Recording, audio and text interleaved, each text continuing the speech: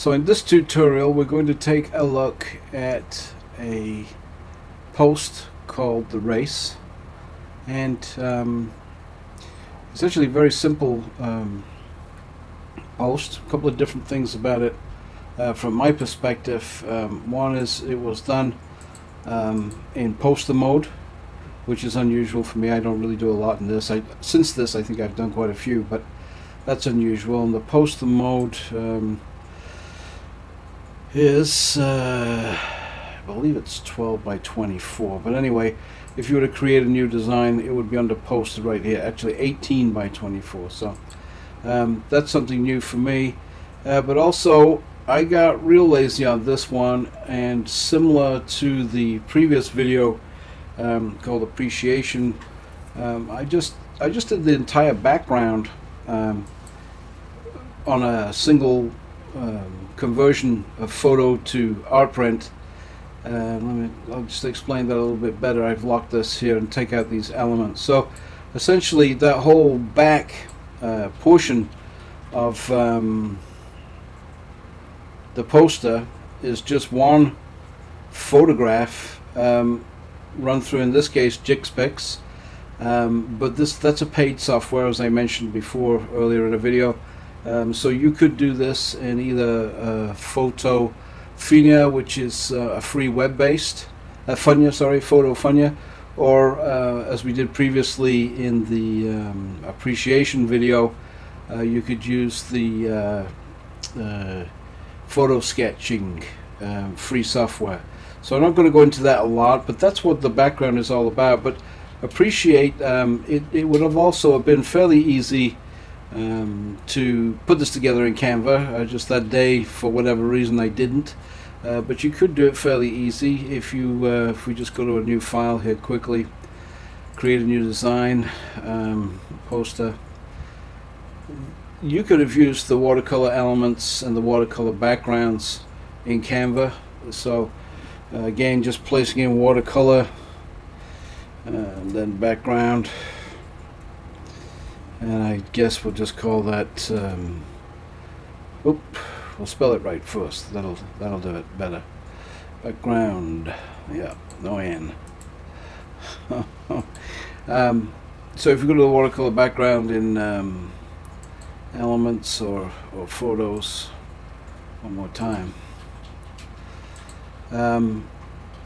pick out something, anything that looks like it may work, something with sky, or indeed the abstract ones work good too, like this one would have worked for sure. You could have just put in watercolor balloons, again using the word watercolor, and then balloons.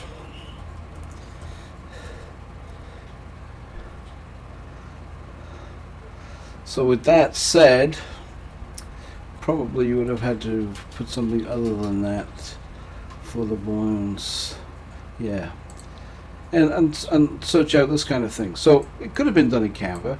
One of the things I want to discuss about the race that's pertinent is, and I see this a lot with watercolor, you need to have an idea of perspective on these things to make them work. The race actually over exemplifies perspective on purpose, because I knew that eventually I would be talking about this, because it's been driving me nuts for a while. As these things get closer to you, and perhaps using a single balloon is a good idea to exemplify the point.